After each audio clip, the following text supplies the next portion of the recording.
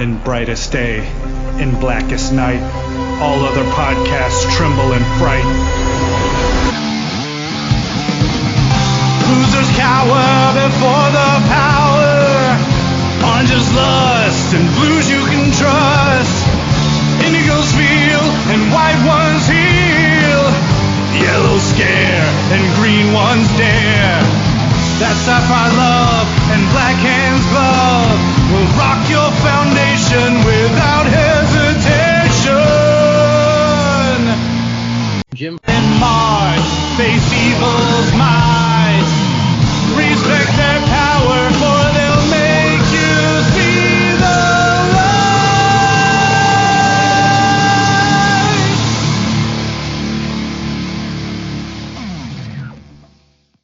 Greetings! I'm Jim Ford. I'm Corwin Crow. And I'm Mark Marble.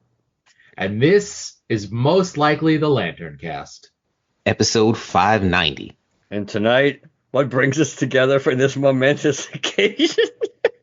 Not Green Lantern. No, not Green Lantern, which could be a good thing, depending. So clearly we're here to talk about Captain America 4. No, that wasn't really the title. Captain America New World. No, that really isn't it either. Captain America Brave New World. That's the otherwise known as Quantumania 2. My God. But we will discuss that later. But yes, we're here to talk about the latest entry into the MCU. And that's all I have to say about that. It's Falcon Cap. It's Falcon Cap, and replacement Falcon.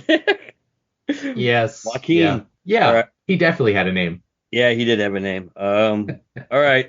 So who wants to go first? Initial thoughts, pros and cons. That's pretty much, I think, the first segment's going to be our initial overview, what we liked, what we didn't. Let's let Jim go first. Ooh.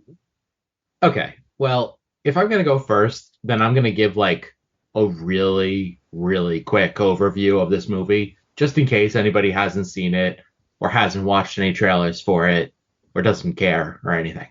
There'll be a high percentage of those people, Jim. Okay. Yeah, so it's not exactly spinning out of the TV show, the Falcon and Winter Soldier, because like if you don't see that, it doesn't really matter. You'll have a little bit of backstory, but whatever. You got Captain America, Sam Wilson. He's got his flying suit. He's going on missions, and God, I don't even remember how the movie started. They were after the adamantium that we didn't know was the adamantium yet. Sidewinder. Yeah, but that's not how it started. But that was like their first. Oh, it started with what's his face becoming the president. Oh yes. I thought you were talking about like the first action thing. I'm sorry. Yeah. So you got Harrison Ford. He's running for president. Then he gets the presidency. He wants to work with Sam, and there's like some behind the scenes. I don't know if I want to do that. Blah blah blah blah blah. They go on a mission to retrieve some adamantium that's been purified by Japan. Adamantium is found in the the Celestial that came out of the Earth in Eternals. And yeah, this was a bad idea. I don't know why I decided to do this. Can I bail out? There's a war. Almost yeah. It's heating up. Yeah, it seems like they're going to war. There's the leader from the old Hulk movie. He's actually pulling the strings, and then at the end, Sam fights the president who turned into the Red Hulk. I mean, this was really Incredible Hulk too, for the most part. Yeah, for the most part, it actually was, which wouldn't have been so bad if they didn't take 17 years to give us a sequel to the Incredible Hulk, or if the leader actually looked a little more leader-like, or was actually for a guy who's hyper intelligent, if his ability to see the percentages actually paid off more times than they didn't, but the idea. To me, the most interesting thing in the movie, arguably, is the fact that the one character that really has a good character arc is Thunderbolt Ross. especially considering where we remember him from and where the last time we actually saw Thunderbolt Ross. We know obviously that was William Hurt at the time, but it's still the same character. That he actually has gone. He's literally had a change of heart to a certain extent about how he behaved, and he wanted to leave a different legacy than the legacy that he left behind. So his goal is really to share the adamantium with the world under perfect circumstances where everybody can come to an agreement. But he's not dumb enough to say, well, if only one country can have it, it damn well better be us. Good call there.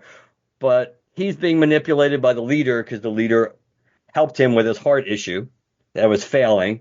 So the leader helped figure out a way to keep him alive. But of course, unbeknownst to Thunderbolt Ross, he's being fed radiation pills that is basically building towards this implosion because he's never been the Red Hulk before. He doesn't know he's building towards hulking out. Now, of course, that kind of is irrelevant based on the way this movie was recut and put together, because since they marketed it entirely around the Red Hulk, we know that's going to happen even if the character doesn't. It would have been better from a writing perspective if it played out that way, where you didn't really know at all until maybe even if it was like right before, but you just knew from the minute because of the trailers, you knew that you were building towards him hulking out the entire movie. Yeah, and well, we'll talk more about how it should have gone, but that would have been like the perfect fourth act, like out of nowhere surprise.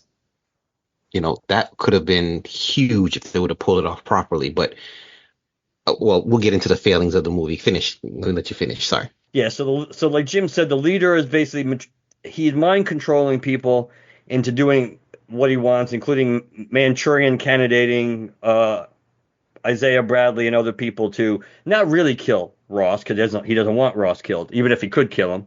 Assuming he wouldn't Hulk out and save himself, he didn't want that. But he is trying to potentially lead into a war over the adamantium. But his real goal is personal, because he wants to destroy Thunderbolt Ross, because Thunderbolt Ross has basically kept him captive and locked away for like 17 years, ever since he became the leader, and using him as his own personal think tank, and using his seeming ability to see percentages and odds and knows what and what's likely to happen and things like that. It's like his own personal Nostradamus, and keeps him locked away, even though he promised the leader Stearns that he was going to be freed at some point. But clearly that was one thing Thunderbolt Ross didn't really change his stripes on. So it was a very personal reason why Stearns wanted to tear down Thunderbolt Ross and literally make him into the thing that he hated the most, which was the Hulk, because they play up a lot in this movie that at the end of the day, Ross is always going to be the Hulk buster. He's always going to be the Hulk hunter. To me, the weirdest thing about the movie, and again, this is a byproduct of the reshoots and how it was cut together, that Sam is likable enough, but he doesn't really have a character arc in this movie. He doesn't really end in a different place than where he began. He's still a good guy, and you can kind of see, and you kind of have a little bit of rewarding of that, not quite Steve Rogers kind of view on things, but his ability to trying to give Ross the benefit of the doubt instead of judging him automatically, despite the fact that he would have every reason to, based on just the Sokovia Accords, which was another thing that annoyed me in this movie. They can mention the fact about the Sokovia Accords, but they can't mention to the public who didn't watch the friggin' She-Hulk show that the Sokovia Accords have been repealed. That's kind of an important thing, because it also would have been something they could have given to Ross, because it's like, yes, I was one of the biggest proponents of the Sokovia Accords, but post-blip, I was one of the people that pushed to get it repealed. That could have been something they could have given Ross along his character arc, too, I thought. And we get the most important thing of all, is that we finally get confirmation that after dragging their heels for about 6 years now? Yeah, 6 years now. There are no Avengers, which was not exactly what we've been hinted at before. We kind of were hinted the Avengers are something. They're just not overly active. But now we get a confirmation that there's no Avengers whatsoever. There's no team. Because that's one of the things that that Thunderbolt Ross wants Sam to consider doing, is basically putting a new Avengers team together. Which actually will explain probably why the Thunderbolts exist. But the reality is, it took them this long to tell us there's no Avengers. in a post-Endgame world, but we don't quite know why, especially if the Sokovia Accords have been repealed. Well, Do you it think? kind of makes sense though. Well, how What was so? it? Quorum, what were you gonna say? Yeah. I was gonna say, do you guys think that some of them are still running around doing things, but not in official capacity as the quote unquote Avengers for, or government sponsored team? Yeah, well, that's kind of it because Doctor Strange, immediately following Doctor Strange 2, he goes off to some other universe to deal with incursions. And get married. Probably. So yeah, so he's off the table. Hulk, let's see, he was on an island for a while, and then his son came back from another planet. He's raising a teenager. Yeah, so he's kind of off the table. Iron Man went and died, so he's off the table. Black Widow, well, the Went and first died. one died.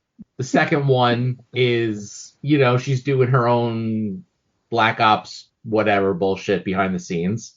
Who else is there to be an Avenger? Thor? Thor's still, yeah, Thor, you assume, is still off-world. Thor's raising a kid. Yeah, Captain Marvel's never on Earth, so that's kind of the joke about some putting her on the team because she's never around anyway. So she would be like an honorary member in case of emergency break glass, which would end up being like a Mary Sue thing all over again if that's the only time she ever showed up. So I'm not saying in the context of the mess that the MCU is in real terms and in their actual storytelling in the world that exists, not creatively. I mean, the world that they're trying to make their way through post Endgame. I'm not saying it doesn't make sense on some levels. I mean, to me, it doesn't make sense why you wouldn't try to have an Avengers team, even a small team. But it does make sense because, and that's going to kind of lead into be another part of the issue that they're trying to work on from an audience perspective to make people care because you don't know who they're going to put on the team. Spider-Man's a given. We know Spider-Man will be on the team. Plus, he was an Avenger, sanctioned by Tony of all people, so we know he's going to be there.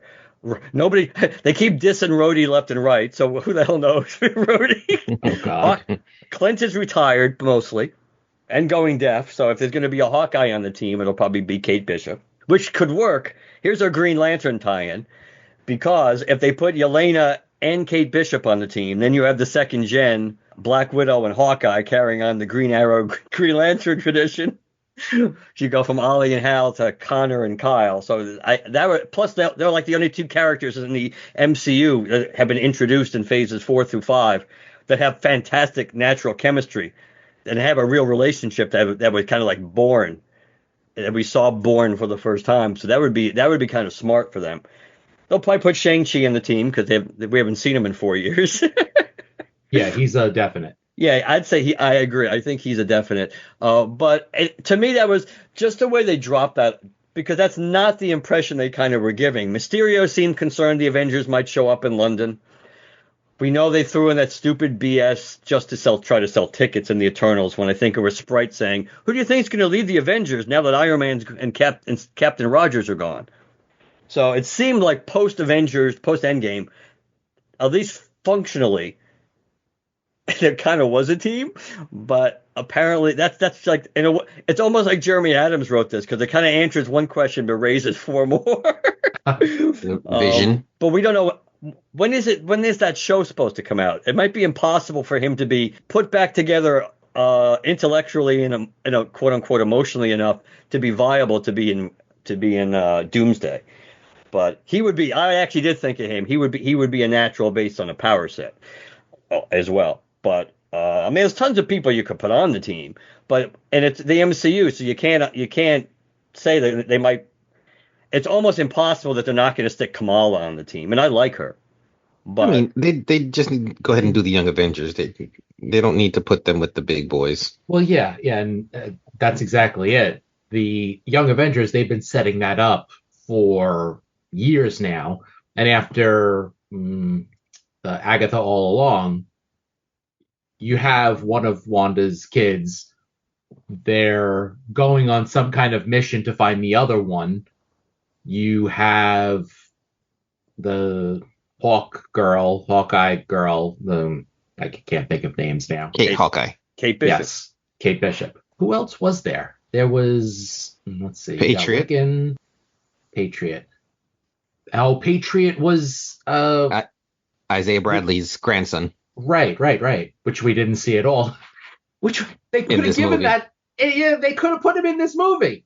That's Yeah, they could have. See, I do think, circling back a little bit to the plot, I do think when you said, Jim, that, well, if you didn't really watch Falcon and Winter Soldier, you might, it may not be that big a deal. I kind of think it is, because if you hadn't seen that show, the last time we saw Sam, he was just getting the shield.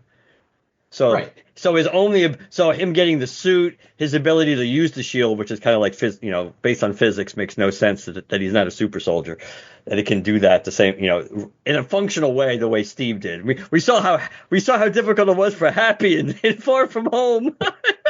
You know, I wish they would have did something where like the kinetic energy he absorbed in his suit, that he's able to use that to throw the shield or something as well, That just was to give him a little yeah. extra. Yeah, it's almost like it's almost like an energy boost that you get to store it and be able to use it when you need it. That at least would be an explanation. Plus the whole Isaiah Bradley thing. I know they give you a pseudo Isaiah Bradley explanation in the movie, but which I guess works. I do guess, but it doesn't really play up the angst and the backstory that we saw the character have in the TV show. So you don't get the full. You only get glimpses, but which is another issue that they've had with the TV. How much of the TV show stuff is going to wrap into the movies, and how much do they fill you in on? And that was yeah. Which when we do which in like 2 years when we do the post mortem on phases 4 through 6. Which will be the "What the hell were you thinking" episode. That when we dissect all the horrible Kevin Feige decisions going into phases 4, at least 4 through 5. We don't know if phase 6 will be bad. We just know phases 4 through 5 have been bad. But it'll be an interesting journey looking at how, using the Godfather analogy, how Kevin Feige went from Vito or Michael to Fredo like just overnight. That every decision he made pretty much from phases 4 through 6 has been. It's like Jim from Taxi. It's like, oh, we don't need to have Avengers movies at the end of every phase. We'll put them at the end of every saga. That'll work fine. Except now we don't have any Avengers at all, and people are quickly not caring. But when we think about that, one of the problems is, in a way, maybe they should have just made the TV shows like their own little mini universe, and not really had a lot of crossover. Or had crossovers with the TV shows and the TV show characters and the TV show storylines, but maybe not necessarily have a cameo here and there. I'm not saying that was 100% would have made things better, but they never really settled on how much are we going to bring into, like, how much are we going to bring in here? How much are we not? I mean, the Marvels was a classic example. They were resting the entire success of the Marvels on basically two characters from the TV shows. One people who was a supporting character of a show, the first show that came out, and the other was a show that people liked if you watched it, but nobody did. So, well, with the Marvels, I think the problem wasn't that they introduced those characters in TV shows. The problem was the movie itself, because the idea of the TV shows introducing characters that you could then later introduce into movies, so that when you introduce them into a movie, first you get a little bit of a backstory, but if you really want more of the backstory and where they came from and a little more about their personality and everything like that, then you can go back and watch the TV show. I think that method is really solid, and I think it works really great for Kamala Khan. But it works less good for Photon. And then on top of that, the movie that you put them in, which doesn't really make a lot of sense for why they're entangled. And it's just a bunch of people that nobody really cares about going on a mission that nobody really cares about. It doesn't mean anything to the overall story of the Marvel Universe. It kind of does, but more or less it doesn't. Only the very end does. And even that, if nobody ever sees that movie, you'll go into Doomsday or Secret Wars, and you're not going to miss a beat. Like, you can skip the Marvels completely and not miss a beat. And that's kind of my issue with this movie, I which agree. we kind of like stepped away from, giving our opinions and whatnot. But I enjoyed this movie, and I think that they did tie it into the overall Marvel universe, especially with Tiamat sticking out of the earth and the adamantium, and you got the tiebacks with the leader and President Ross and the End Stinger, which we'll discuss later on. You do have tie-ins, but this movie kind of seems like if you never see this movie, it's not gonna matter come Doomsday or Secret Wars. I generally think that's act. I agree with you that it is a rarity lately that it's a movie that really does tie into the history of the MCU and on some level is trying to world build or just make it clear, hey, this we haven't forgotten that these things happen and things in the past and these are connections. I think so. I give them credit for that, but I do agree for a movie that should be more consequential, it essentially isn't, considering it just isn't, because whatever's going to pay off from this once again is going to be another thing they're going to kick the can down the road. The biggest thing you get out of this is the adamantium, the official introduction of adamantium into the MCU, which we all know what that leads to, but where it's going to lead. But the reality is the actual events of this movie, and you're right. If you, other than, hey, look, Thunderbolt Ross is in jail, but if you didn't know it was Thunderbolt Ross, it's Harrison Ford now, so you wouldn't even necessarily think it's the same guy anyway. But you're right, and that's what the Marvels was like that too, especially because. Yeah, if you hadn't watched the TV shows, you wouldn't even know about Monica to begin with. So Monica being stuck in another universe means nothing. Yeah. And but it just means it's a really forced tie-in to make it a multiverse movie, quote unquote, on a very loose level. That movie, when it really wasn't a multiverse movie until the end when they punched a hole through into another universe. Other than that, the entire plot of the movie really had nothing to do with it. I thought the way I described this movie is it's serviceable. Is it fantastic? No. Is it horrible? No. It's like the Marvels very much. The Marvels got a lot more hate because nobody gave a shit at all about it. Nobody wanted to see it. Nobody cared about the characters in it for the most part. This was a movie that people knew about. There wasn't a lot of enthusiasm for it, but this movie is, and considering all the reshoots and the re-editing, which the Marvels had a lot of those same problems, not to the same extent, but a lot of the same problems. This movie is entertaining. It's serviceable. It just doesn't really take you anywhere. From a storytelling perspective and the actual plot, it continues the lame villain problem that the MCU has had, like at least 8 movies out of 10, if not more. So the leader should have been a much bigger threat. He wasn't. And go ahead, Corin. Yeah, I mean, we could talk about where they went wrong with this movie because it's like you said, perfectly serviceable movie, but it could have been so much more. And the more I think about it, the more disappointed I am that they just couldn't follow through with what they had there. Yes, biggest problem, didn't have a big enough villain. They could have played up the leader to be so much more. I mean, what was the I'm trying to remember the other movie where he plays with probabilities. I mean, he could be setting up mousetrap crap where he sits, he flicks a leaf and then have a whole cascading effects to make whatever he wants to happen. They could have played him up to be a much bigger threat. And then to bring in the Serpent Society and just not do anything with them. There could have been a huge power vacuum with Hydra being gone. Bring in the Serpent Society, make them a bigger threat.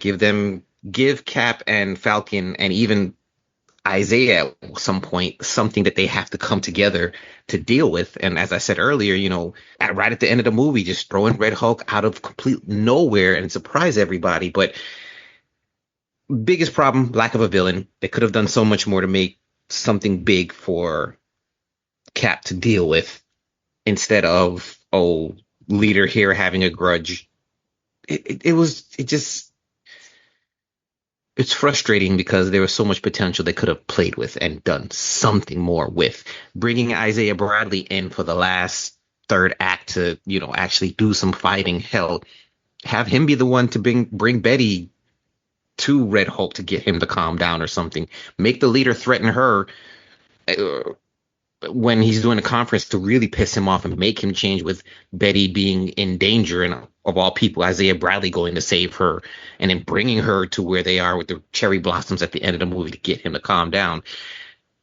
So many things they could have done that they dropped the ball with, and it's disappointing because it's right there. It's within reach. And a lot of that was because of how the movie was sliced and diced and put back together again. Oh, yeah. Because we know the Serpent Society was a bigger part of this movie to start with, not just because Seth Rollins was completely cut out of the movie, but because you know Esposito had a bigger role in this movie at one point, and you just know it was more relevant. So that's another byproduct of their attempts. And I guess on one level you have to give them credit, because much like with the Marvels, I mean, movies that supposedly were so bad that that they spent so much time trying to Frankenstein it together to make it at least quote unquote serviceable. At least they did succeed in both instances where it was serviceable. It just doesn't make it a great movie, and it doesn't make it a satisfying journey. And that's why, again, it's so weird that arguably that the only character that gets a real arc is Thunderbolt Ross. And they could have cut out Saber altogether. She did not need to be in that movie in the capacity she was in. Yeah, and move beyond the believability of her being like 4'10" doing the Black Widow stuff. It's like, if I don't even understand the point of moving away from having her be Saber if you're still going to make the point that she's from Israel, because the reason they obviously changed it is because they were afraid of the anti-Israel, anti-Semitism pushback on her being from Israel, but you still made her from Israel, so what's the point of changing her name, her character name? I mean, I felt like she probably had a bigger role to begin with. Agreed.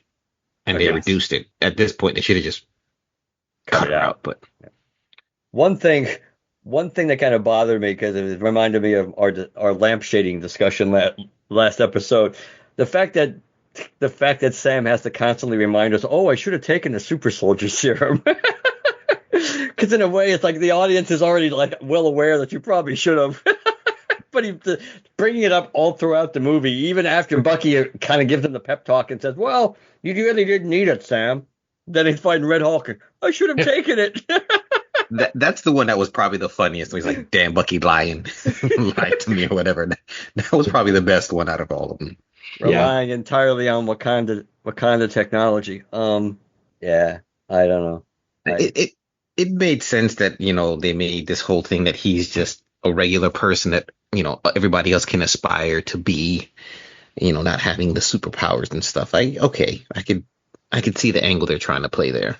I can see it too, but it's not like Steve didn't check both of those boxes, though. He still inspired people to aspire to be like him. Just because he had the super soldier serum doesn't mean that what did Bucky say? He inspires hope, but Sam gives people something to aspire to. It's like, well, I think I think Steve did both of those too, but I understand why they were. I mean, they basically were trying to come up with some kind of rationale for why, in a world of super soldiers, why we have a Captain America that no longer is one. When it seems so super soldiers are a dime a dozen throughout the MCU, and all different versions of formulas, mind you, but still. Yeah. So I know I want to talk about box office eventually. So I'm whatever else you guys want to discuss about the pros and cons, the plots. It's up. You guys steer the ship for it. Yeah. How did you guys like Joaquin? He was okay. I didn't find him as annoying as like some of the reviews made it sound. But again, maybe he was in a TV show, right? Yes. Yeah. So I think again that might be if you knew him from the TV show, then you might be more willing to just accept his personality, I guess is the best way to say it. But if you didn't, then maybe it becomes dicier.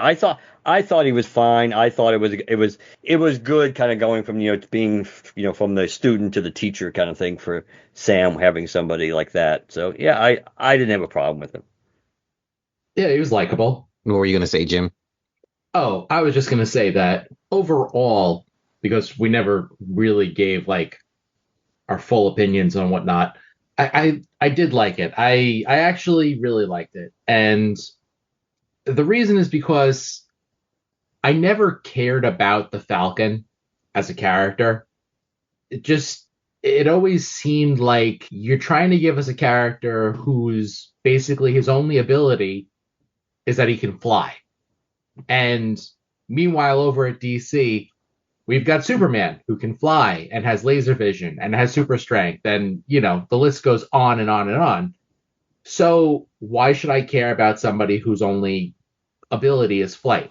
In Marvel, you have other characters who have flight that are even more interesting than he was. So having no ties to the character and no real care one way or another, it put me in a position where I could go into this movie with really no preconceived notion. I just went in thinking, okay, this is probably going to suck. And if it doesn't, then hey, bonus. And I knew it wasn't going to suck, but it was actually really good.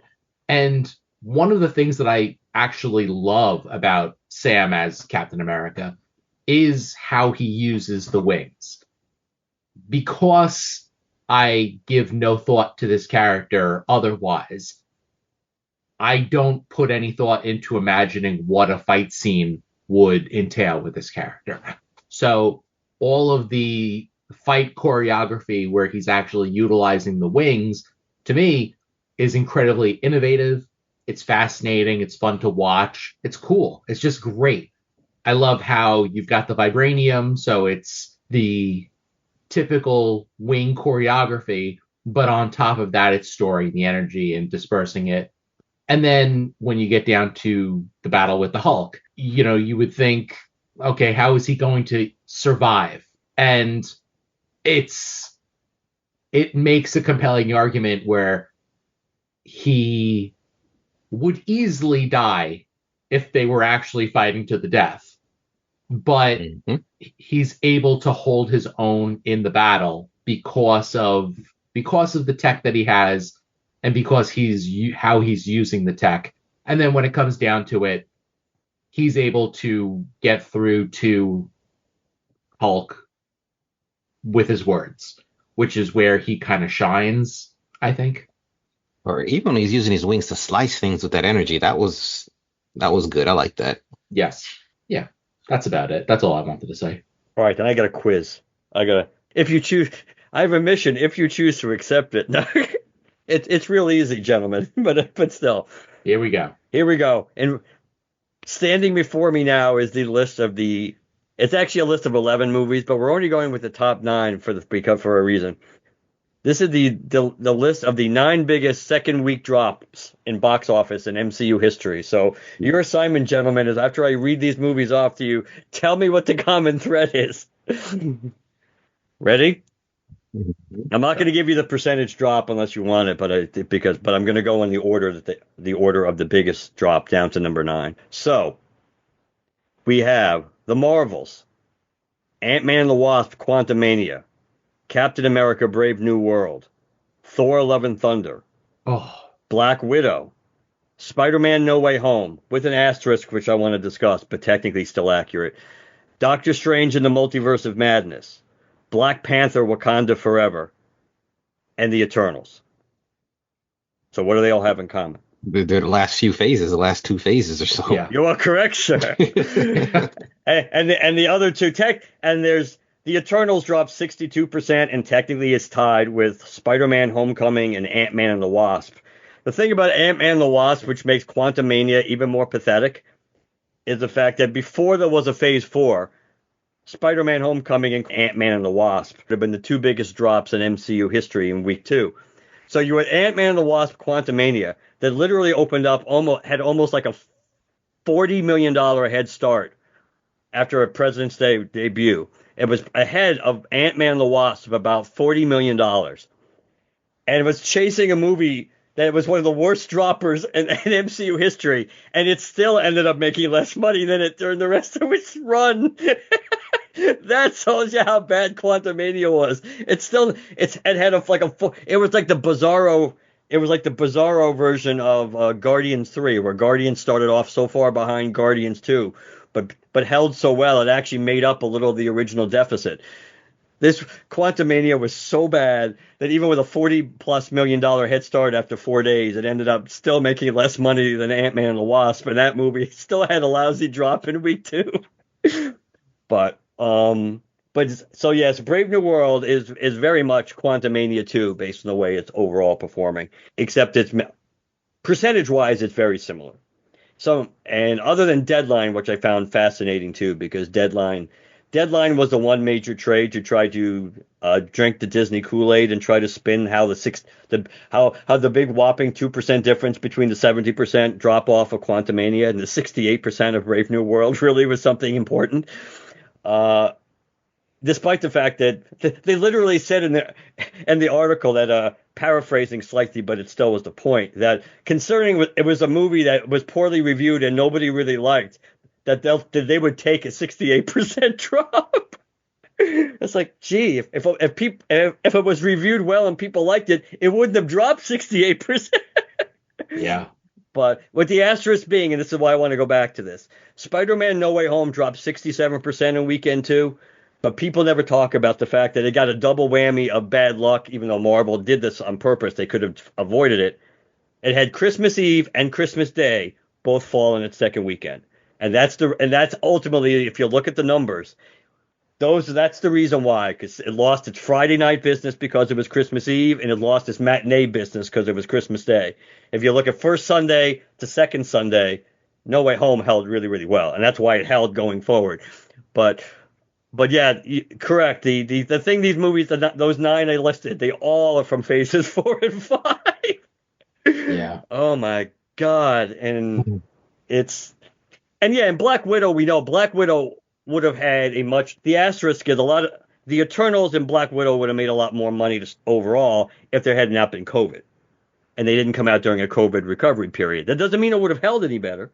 It just means that it would have had a bigger opening. But yes, the fact that all of these movies, that it's like, and I should point out that part of what makes Captain America: Brave New World second week decline not a surprise was the fact that, and I don't even mean because its opening weekend was okay, but it wasn't fantastic. It was on the higher end of the ranges. It was closer to the ceiling than the floor, but those numbers were not good. Like an $89 million 3-day weekend and barely getting over the 100 for 4. That's so much, and it's so far behind Quantumania. It's like, I think, $26 million right now behind Quantumania. So it will have to dramatically overperform just to do Quantumania money. And even if you believe their own budget, which nobody in the world does, that this movie only costs $180 million, because that would be like $70 million plus less than the Marvel's cost. Nobody believes that. But even if you did believe it, if you use the 3 times multiplier, this movie would still have to make $540 million worldwide, and it still would have to make like about like $460 million worldwide. Yeah, I think even using the 2.5 times multiplier, and Quantum Mania only made. I have this number in front of me. I want to get it. Quantum Mania only made $463 million worldwide. So after people listen to this episode, they'll be, the numbers will definitely go up. Maybe for Quantumania. It's like, you know what? We should give that movie a second chance. But yeah, so before these movies came out, I viewed the 3 projects this year this way. I thought Cap had the highest floor. I thought Fantastic Four had the highest ceiling. And unfortunately, the Thunderbolts has the lowest floor and the lowest ceiling. So that's the movie that was always going to be the toughest sell. So this puts a lot of pressure on the Thunderbolts, but I think it mostly puts pressure on Fantastic Four. Because I don't think you can count on Thunderbolts being a big financial hit. Even if people like it, it would have to be like Guardians, I think, where word of mouth is really good, people really like it, the reviews are good, and it just holds really well. But I can't imagine it having a particularly big opening. And that means it's all on Fantastic Four. And that's the one I'm actually looking forward to the most, Thunderbolts. I think you probably avoided the trailers because you tend to do that. Yeah, except for the one that they played during Cap. So I did end up seeing. So on Jim, was the Thunderbolts on your print too of Cap, the trailer? Let's see. Actually, we didn't get any trailers because they forgot to start the movie. Oh, okay. So we were waiting for, 15 minutes, and at that point we're just like, Oh, they skipped you, past the trailers. you goddamn well better not Yeah. play trailers because we got to get out of here. Because when I went to go see mine, it was surprising. There was a really small trailer package, and Thunderbolts wasn't on it, which I was stunned. Because Thunderbolts should have been the last movie, because that's the movie you're pushing the most. So you always Right. put the trailer that's most important right before the movie, because they know so many moviegoers are lazy and candy asses, and will show up once the trailer package has already started. But I think I don't think the Thunderbolts have done a good job. The trailers for the Thunderbolts have really done much to create a lot of interest for this project. Yeah. So I think that movie is not going to do well financially. And then it comes down to Fantastic Four, because the Fantastic Four, all pun intended, isn't fantastic. And oh my God, what a disaster this year will be. And then you have no momentum at all going into an Avengers movie, which really the only real momentum the interest mostly is going to be in Doctor Doom, because we have no Avengers to be interested in. Mm-hmm. Phase 6, on paper, Phase 6 should be okay, because you literally have Fantastic Four, 2 Avengers movies, a Spider-Man movie, and one other movie I think they have room to put in that they haven't announced yet will probably be Doctor Strange, but we don't know yet. But if you can make that phase work, I don't know what Wrap to it tell up. you. Yeah, I would agree. Just quit. Yeah, I would agree with you, because but this is the sad part. I think Marvel probably didn't think Cap was going to be a big hit, but they were hoping. I think they know Thunderbolts isn't going to be a big hit financially. They're hoping. I think they are thinking Fantastic Four will be. So Yes. that's the one and that's the one honestly is the most important, because it begins Phase 6. You already know Phases 4 and 5 have failed. You can't spin it any other way. It's been a train wreck for the most part, with an occasional project that has worked, but almost every project that has worked has been independent of anything going on in the MCU. It's just been conceptually something people have been interested in. If it relates to the multiverse, that's cool. If it's like Guardians 3 and didn't relate to the multiverse at all, that's fine. But there's been no common thread here between Phases 4 and 5, among other problems that they've had. But I think this puts so much pressure on Fantastic Four, and I just think it increases the odds that they're at least going to be 0 for 2, with the Fantastic Four being their only real chance to dig out of this before Doomsday. We know that they're going to reboot the universe. As soon as Secret Wars is over, then we've got a brand new Marvel universe. And that's what they're counting on. They're counting on the reset, which will have whatever they want to keep and whatever they want to get rid of and swap out for something better. They have carte blanche to restart the universe however they see fit. So, I mean, at that point, you'll probably want to get a new Thor. Maybe you'll keep the Spider-Man. Maybe you'll swap him out for Tobey Maguire, whatever. Like, who knows what they're going to do.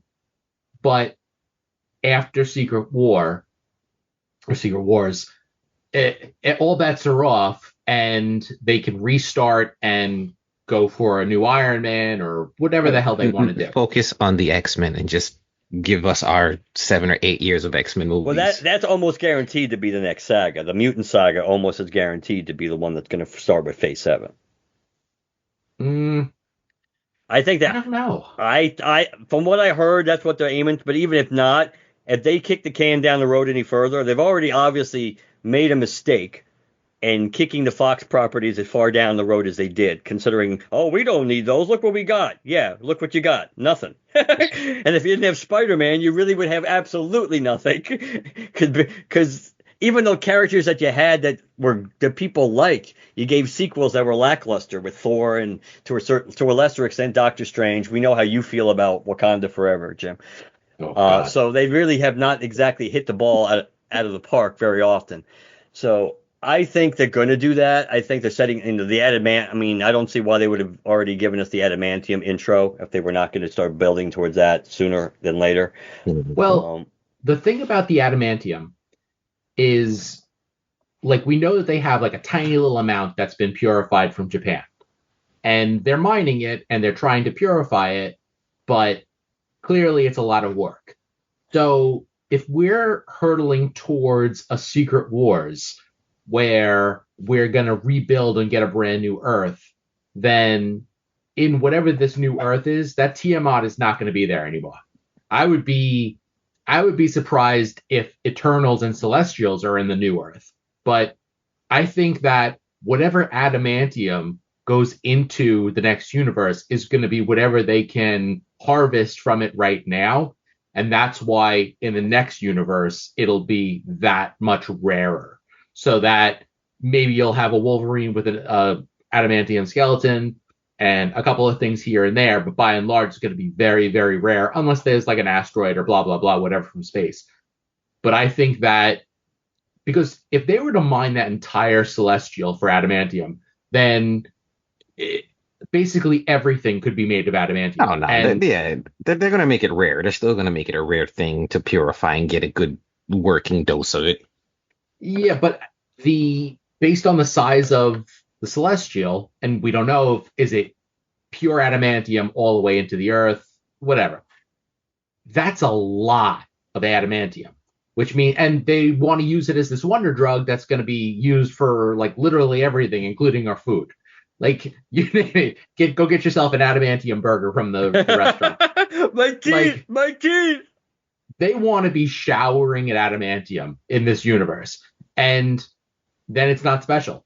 But I think it was more to the point of they're getting new things from it. I don't think the whole Celestial is supposed to be adamantium, but they're getting different and new materials, not just adamantium from it. Yeah, I think the way it comes across in the movie, I think I agree with Corwin. Heading into the movie, I would have thought that, oh yeah, the just the whole outer shell of the Celestial is adamantium, which would make sense why Celestials are so difficult to defeat, among other things, or to hurt. But so it is possible they could split the difference. But Jim's idea is not.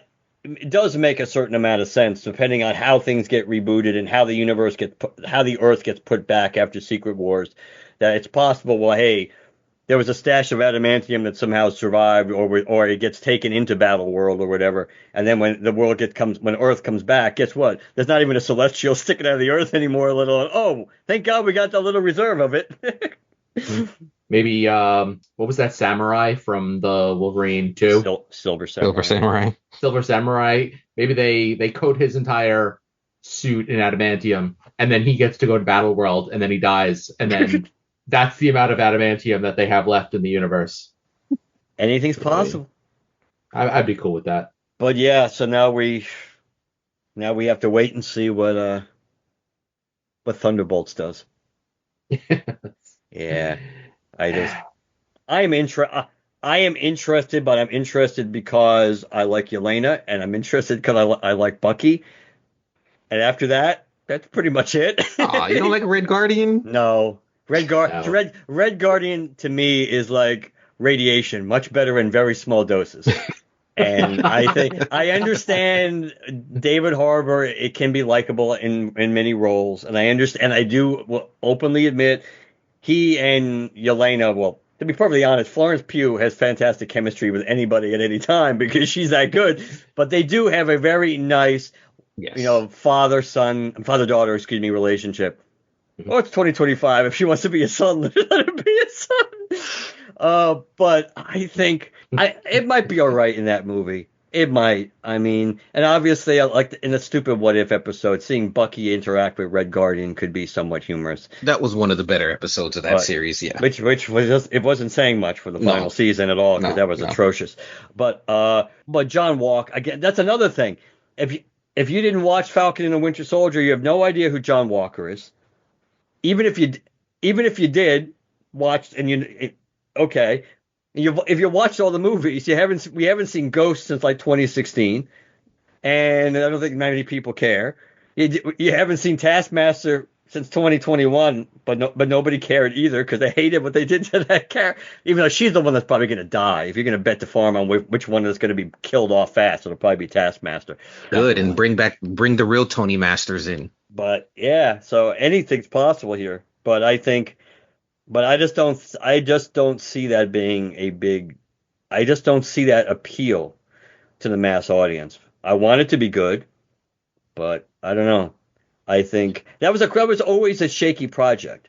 And as comic book fans, we're interested also because we want to see how they're going to tie the original Thunderbolt concept into what they're doing in this movie. Because we know there's got to be some kind of variation on it. It just can't be the original because we know they're not pretending to be heroes and themselves but they really know they're bad guys. We know that can't be how the approach that they're going to go with. They almost have to go with that they think they are good guys, and everybody who's controlling them and setting them off on their missions knows that they're not good guys. They're doing bad things, but they think they're doing good. But the average non-diehard comic book fan has no idea who the Thunderbolts are or their history, so it's just okay. I mean, a good writer can give us all that in the intro credits. I mean, it doesn't take much. Well, as we know, good writing has not been the forte of the MCU in phases 4 and 5. Therein lies the rub. That is one of the major problems, which is something I thought about the other day. And don't get me wrong, I certainly don't think this is a real the smoking gun, all pun intended here. But I remember an interview James Gunn said when he pointed out that he did more work for Marvel than a lot of people kind of realized on the surface, because he did do a lot of script reading for Kevin Feige and gave feedback and gave suggestions. So it is somewhat possible that at least some of these projects could have been improved and saved if James Gunn still had that role in Marvel, where he was reading some of these scripts or even some of these ideas back when they started, because he's pretty much been his ties to Marvel, obviously, ever since he got canned between Infinity War and Endgame, and DC literally scooped him up 2 minutes later, that even when he came back to do Guardians 3, by the time he got ready to promote Guardians 3, he was already hired on to DC to run the studio. Yeah. Pretty much. So his ability, even if he wanted to continue to help Kevin Feige in that consultant, consigliere kind of role, he probably wasn't able to do it much from 2018 going forward. So it is possible that has had an influence on some of these projects, because of the fact that, and some of these things that could have been salvaged or improved, or even some of these things that Feige wanted to do, and it's like, I wouldn't suggest doing that, or this isn't how I would approach that project if you're going to do it. But writing has certainly been one thing that one of the many things they've failed upon or failed with.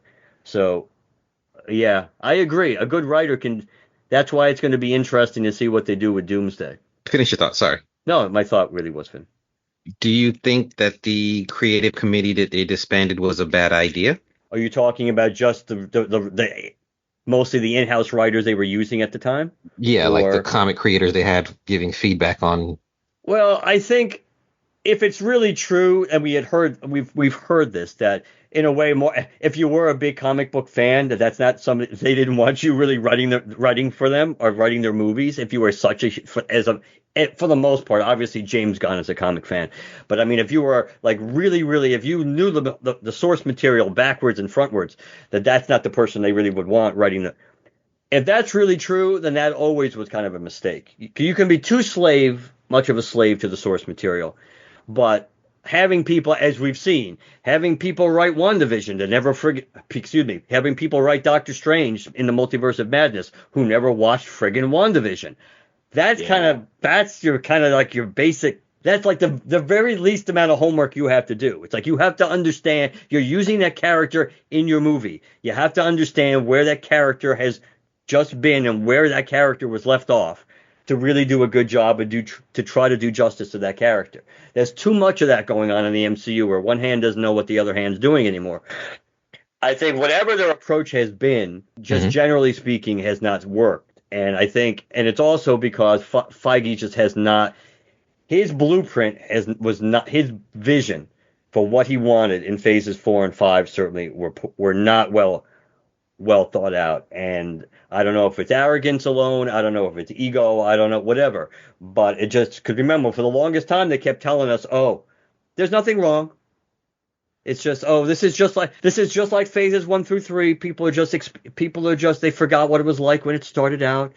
There's no, nothing to see here, nothing to see here. And then eventually, somewhere around the time when I think that Variety article came out, that expose about all the horrible things, decision making, and all the things that were going on behind the scenes at the MCU, then they finally said, yeah, there's a problem. Don't worry, we're going to figure it out, though. We're going to shift gears. And lately, there's been a big attempt to try to blame friggin' Bob Chapek for everything, which is a joke, because Bob Chapek didn't design Phases 4 and 5. Bob Chapek, if anything, he was guilty of trying to force them, if you believe what they tell you, of trying to force Feige to make more content for Disney Plus. But at the end of the day, that was going to happen anyway, because Bob Iger's the one who created Disney Plus. It was his baby, and you knew at some point you were going to need content for it. So, and Chapek wouldn't have been pushing you to do obscure projects. He was a bean counter. He would not have said, hey, let's make an Echo show. Let's do an Agatha Harkness show. Or let's do these obscure projects and movie projects and things like that. He wouldn't have been doing that. He would have said, "Hey, we want to. You know what I want? I want a Captain America Returning the Infinity Stone show. I want a Tony Stark show that takes place between the beginning of Endgame and the 5 year during the 5 year gap." Those are the things he would have wanted, because he's about making money. Those things people would have watched. So I just think there's going to be a whole lot of postmortem on this, as well there should be, because they went from such a high elevated position to spiraling out of control pretty quickly, and it's almost unfathomable actually.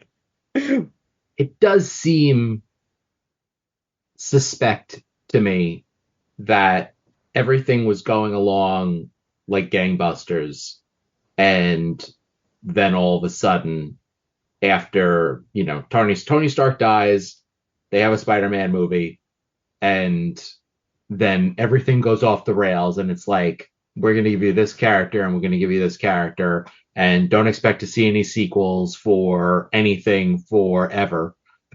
True, up to this point, correct. You got Quantumania, that was and Doctor Strange 2. And those are your sequels. And they took a long time too. And what was that? Love and Thunder, Thor. Yes. Yeah. Which you may want to pretend doesn't exist. But at least the gap between Love and Thunder wasn't long. No sequels to anything that they created in 4 and 5. Yes. 4 and 5. Correct. Yeah, it's basically all an attempt at a sequel to something from prior, but nothing feels like that anymore. So I don't know. Could it all be Feige? Feige. Yeah, you gotta be saying it wrong. Feige, yes, Feige. Could it all be Feige? Sure, it could. But I don't know. To me, it seems like after Avengers Endgame, everybody probably got worried, and they said, okay, well, now we're going to have to start branching out, and have you considered trying to appeal to the Asian market? So let's do a Shang-Chi. Stuff like that. I feel like there are business decisions that Kevin Feige was probably beholden to that forced his hand. Now, I don't know what ratio that is, and I don't really want to give him a full pass. It's just that it seems strange that he was riding so high, and then now it's just like you listed all the drop-offs. It's like nobody cares anymore. Yeah, I mean, something else to consider too is that we did have COVID in the middle, like literally between phases 3 and 4, and then that doesn't count. No, and then theater viewing just completely, I think, changed as well. I think that may have a hand in, some of these movies not making as much as they used to. Yeah, but that doesn't matter, because Spider-Man. Yes, I was going to say, people were still making, even after Venom, like Venom 2 opened up to like 90 something million. Up until that point, people were still trying to make, people are not going to go see anything. It's because the COVID recovery, people were afraid. And then Spider-Man No Way Home came out and did Infinity War like money. So at that moment, the idea that, oh, yes, has the box office recovered to pre-COVID numbers as a general rule? No, it has not. But that's also because of people they can brainwash and condition people into streaming so much. It's like, well, we're going to go see the movies we want to see. We're not going to go as often to see average stuff. Right. Make us have to go. But COVID impacted some of their real box office numbers early on. But it didn't. I mean, look at Shang-Chi. Shang-Chi did really well considering nobody knew what, and most people don't even know Shang-Chi. That still had a $70+ million opening, and obviously would have been a lot higher if there was no COVID. But people went because the MCU was still popular then, and people wanted to see it. COVID actually also worked in favor of Marvel twice because Shang-Chi was not supposed to be the second movie released. It was supposed to be the Eternals. So they were able to kick that can down the road a little longer because they released Shang-Chi 2. I mean, Shang-Chi second. First. Yes. So second, after Black Widow. But They yes, should have released first related Shang-Chi to the too. Eternals. And then, because Falcon and the Winter Soldier was supposed to be the first TV show released, but that got delayed because of shooting because of COVID, they released WandaVision first. Now, WandaVision, as we all know, started off very slow. Mm-hmm. If they had released Falcon and Winter Soldier first, which was a pretty by-the-numbers show that people thought was okay but not great, there's a decent chance people would not have been willing to ride out WandaVision as long as they did, because people were still thinking, hey, this was going to be like peak Marvel. It's going to be a must-see. They're going to drop stuff in the post-credit scenes that's going to be super important. We have to see it. We didn't realize that it basically was going to be a non-factor, really, for 90% of the Marvel TV shows. But that worked in their favor. I do think I think you're partially right, Corwin, but I think the reality, I think ultimately whether it was Feige alone or his little cabal, they overvalued the properties they had left. And I think the ego was, we don't need Captain America. We don't need Tony Stark. What we've built is big enough where we can introduce some new characters. We have a few existing characters left. We'll add into what we have. We don't need to rush bringing in the Fantastic Four, the X-Men, and things like that. And we're okay. We're okay. And then we'll bring them in when we want to because, everything we have the Midas touch. Everything we touched turns to gold. And I think they quickly found out that that's not the case. And that's where I think it was. I do think there was ego and arrogance that came because, as the saying goes, pride goeth before the fall. So, and it's understandable when you're hot, that's how you view when you're on top. You never think you're going to fall, but you always do. And I think they did not have a proper succession plan to what the MCU was going to be like when the two cornerstones of the MCU, the two characters that defined the first 10 years of the MCU, were removed. And who's going to step in? And they had no one to step into that vacuum. And arguably, they still have no one to step into that vacuum. I would have to agree with you on that. Mm-hmm. All right, Corwin, here's your opportunity. Promote away, my friend. Well, listeners can find me at earthsmightiestpodcast.com, where we have a podcast about the Avengers books, EMP, the X-Men books, EMX, EMBS, where we just talk pop culture and anything we don't cover on the other two shows. And then there is Merc with a podcast, which is me and my other friend Scott, where we talk about all things Deadpool and actually really heavy into anime as well. So that's where listeners can find me.